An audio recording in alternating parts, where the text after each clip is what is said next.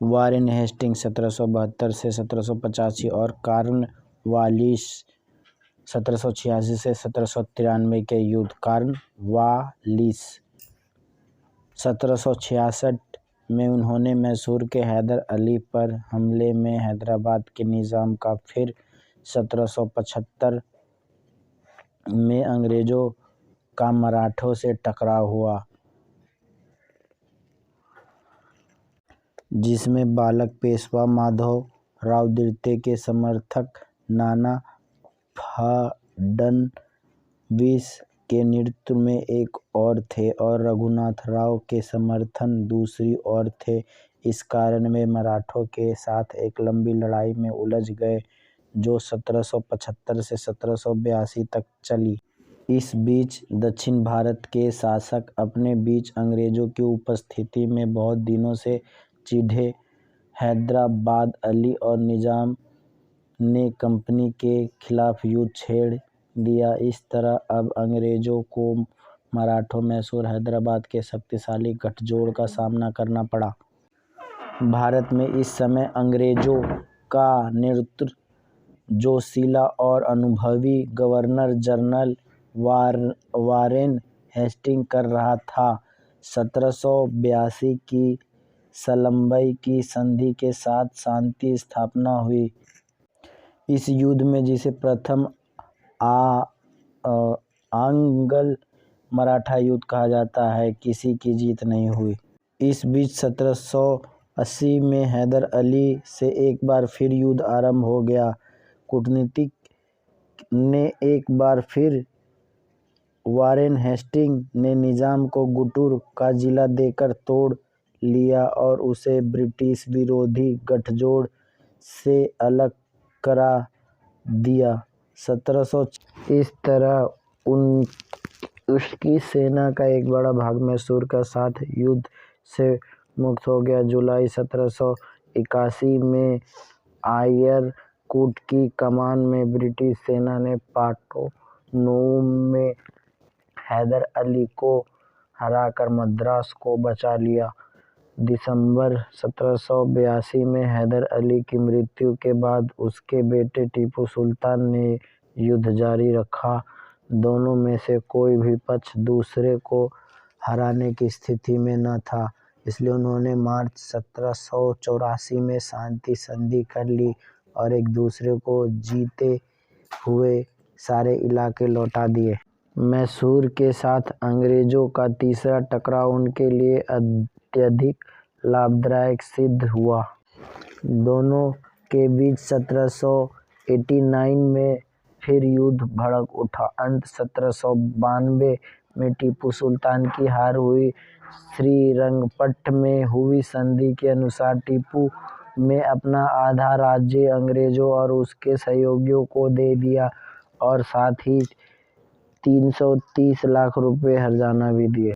अब आते हैं लॉर्ड वेलेज़ली के काल में अंग्रेज़ों का प्रसार, यानी लॉर्ड वेलेज़ली। वह 1798 में ऐसे समय में भारत आया था जब पूरी दुनिया फ्रांस के साथ जिंदगी और मौत की लड़ाई लड़ रही थी। अपने राजनीतिक उद्देश्य पूरा करने के लिए वेलेज़ली ने 3 उपाय का सहारा लिया था: सहायक संधि, प्रथा, खुला युद्ध और पहले से अधीन बनाए जा चुके शासकों का इलाका हड़पना। इस नीति के अनुसार किसी सहयोगी भारतीय राज्य के शासक को ब्रिटिश सेना अपने राज्य में रखनी पड़ती थी। समझ गए? संधि के अनुसार आमतौर पर भारत शासक को यह भी मानना पड़ता था कि वह अपने दरबार में एक ब्रिटिश रेजिमेंट रखेगा, अंग्रेज़ों की स्वीकृति के बिना किसी और यूरोपीय को अपनी सेवा में नहीं रखेगा, गवर्नर जनरल के सलाह किए बिना किसी दूसरे भारतीय शासक से कोई बातचीत नहीं करेगा। इसके बदले अंग्रेज उस शासक की दुश्मनों से रक्षा करने का वचन देते थे। और लॉर्ड वेलेज़ली ने 1798 और 1800 में हैदराबाद के निजाम के साथ सहायक संधियाँ की। सहायक सेनाओं के खर्च के नाम पर नगद पैसा देने के बजाय निजाम ने कंपनी को अपने राज्य का एक भाग दे दिया। 1801 में अवध के नवाब को सहायक संधि के लिए मजबूर किया गया। एक बड़ी सेना के बदले में नवाब को मजबूर होकर अपनी लगभग आधा राज्य अंग्रेजों को देना पड़ा, जिसमें रुहेलखंड का इलाका और गंगा यमुना का दोआबा भी शामिल थे। ब्रिटिश सेना ने 1799 में टीपू पर हमला किया। अपनी राजधानी श्रीरंगपट्टनम की रक्षा करते हुए वह 4 मई 1799 को बहादुरों की मौत मरा। उसके बाद टीपू का लगभग आधा राज्य अंग्रेजों और उसके सहयोगी निजाम के बीच बंट गया। उसके बाद 1801 में लॉर्ड वेलेज़ली ने कर्नाटक के पिट्टू नवाब पर एक नई संधि लाद दी। उसे मजबूर किया कि वह पेंशन लेकर अपना राज्य कंपनी को सौंप दे। अब मैसूर से मालाबार समेत जो क्षेत्र छीने गए थे, उसे कर्नाटक को मिलाकर मद्रास प्रेसिडेंसी बनाई गई, जो 1947 तक जारी रही। इस समय मराठा साम्राज्य 5 बड़े सरदारों का एक महासंघ था। ये थे: पूना का पेशवा, बड़ौदा का गायकवाड़, ग्वालियर का सिंधिया, इंदौर का होलकर और नागपुर का भोसले। 25 अक्टूबर 1802 को जब दिवाली के दिन होलकर ने पेशवा और सिंधिया की मिलीजुली सेना को हरा दिया, तो कायर पेशवा बाजीराव द्वितीय भागकर अंग्रेजों की शरण में जा पहुंचा और वर्ष 1802 के अंतिम दिन उसने बसाई में एक सहायक संधि पर हस्ताक्षर किए। दक्षिण में आर्थर वेलेज़ली की कमान में ब्रिटिश सेना ने असम में सितंबर-अरगांव में सिंधिया और भोसले की मिलीजुली सेना को हराया। उत्तर में लॉर्ड लेक ने नवंबर की पहली तारीख को लसवाड़ी में सिंधिया की सेना को तहस-नहस कर दिया और अलीगढ़, दिल्ली और आगरा पर कब्जा कर लिया। वेलेज़ली ने अब अपना ध्यान होलकर पर केंद्रित किया। होलकर अंग्रेजों के लिए काफी भारी साबित हुआ। अंत तक ब्रिटिश सेना से लड़ता रहा। ईस्ट इंडिया कंपनी के शेयर होल्डरों को पता चला कि युद्ध के जरिए प्रसार की नीति बहुत महंगी पड़ रही थी। उनका मुनाफा इससे कम हो रहा था। कंपनी का कर्ज, जो 1797 में 170 लाख पाउंड था, 1806 तक बढ़कर 310 लाख पाउंड हो चुका था। ब्रिटेन के वित्तीय साधन ऐसे समय में खत्म हो रहे थे। इसलिए वेलेज़ली को भारत से वापस बुला लिया गया और कंपनी ने जनवरी 1806 में राजघाट की संधि के द्वारा होलकर के साथ शांति स्थापित कर उसे उसके राज्य का एक बड़ा भाग लौटा दिया। अब आते हैं लॉर्ड हेस्टिंग के काल के प्रसार। लॉर्ड हेस्टिंग के काल के प्रसार 1813 से 1822 तक। द्वितीय आंग्ल मराठा युद्ध ने मराठाओं सरदारों की शक्ति को तोड़ दिया था। उन्होंने 1817 में अपनी खोई स्वाधीनता और प्रतिष्ठा को फिर से पाने का एक हताशापूर्ण प्रयत्न किया। पेशवा ने नवंबर 1817 में चूना में अंग्रेज रेजिमेंट पर हमला किया। अप्पा साहब ने नागपुर स्थित रेजिमेंट पर हमला किया और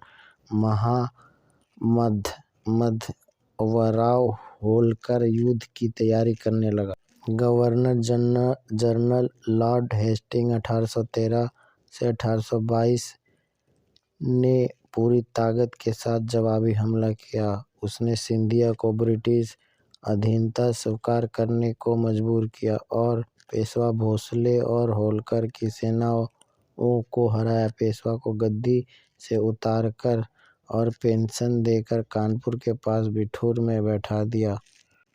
होलकर और भोसले ने सहायक सेना रवाना स्वीकार कर लिया। मराठाओं को गर्व से संतुष्ट करने के लिए पेशवा की जमीन पर सतरा का छोटा सा राज्य बनाया और उसे छत्रपति शिवाजी के एक वंशज को दे दिया गया।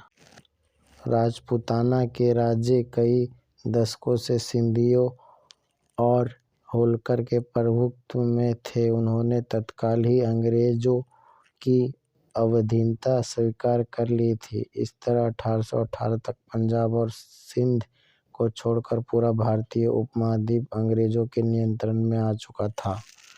बस खत्म। अब आते हैं डलहौजी की अधिग्रहण की नीति। 1848 से 1856 तक चला।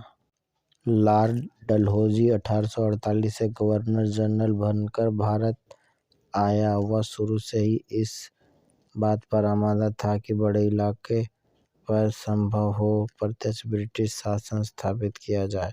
उसकी नीति का उद्देश्य भारत को ब्रिटेन का निर्यात बढ़ाना था।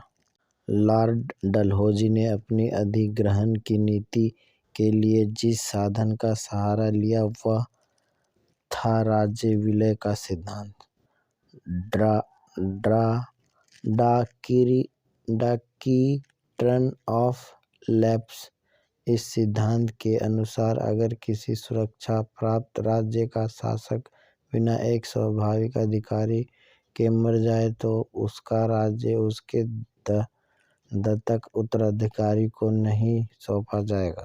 1848 में सतारा और 1854 में नागपुर और झांसी समेत अनेक राज्यों का इसी सिद्धांत के अनुसार अधिग्रहण कर लिया गया था।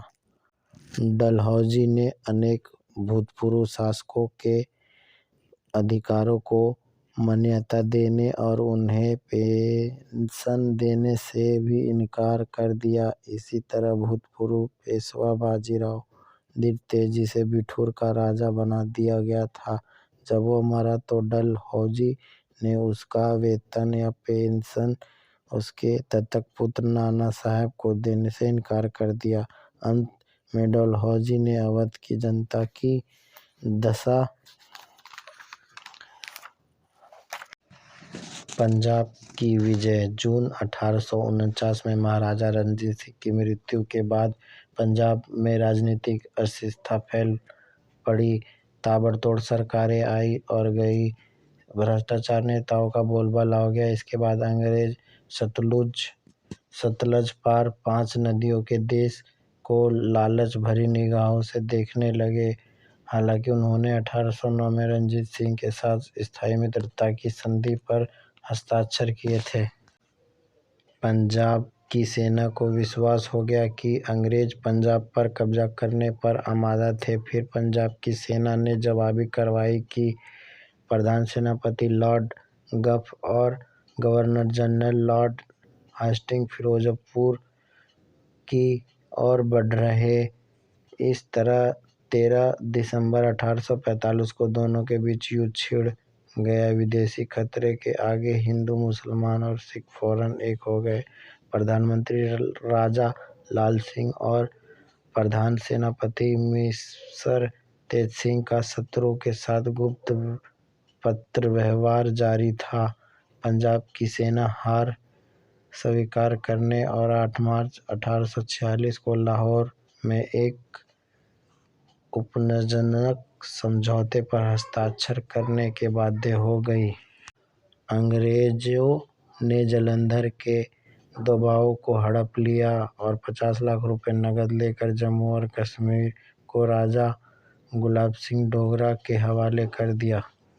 बाद में 16 दिसंबर 1846 को एक और समझौता हुआ, जिसके अनुसार राज्य के एक विभाग के सारे मामलों में लाहौर स्थित अंग्रेज रेजिमेंट का पूरा अधिकार दे दिया गया। 1848 में लॉर्ड डलहौजी ने पंजाब को हड़प लिया। इस तरह भारत का अंतिम स्वाधीन राज्य भी ब्रिटिश साम्राज्य में मिला लिया गया। इसके साथ ही खत्म होता है।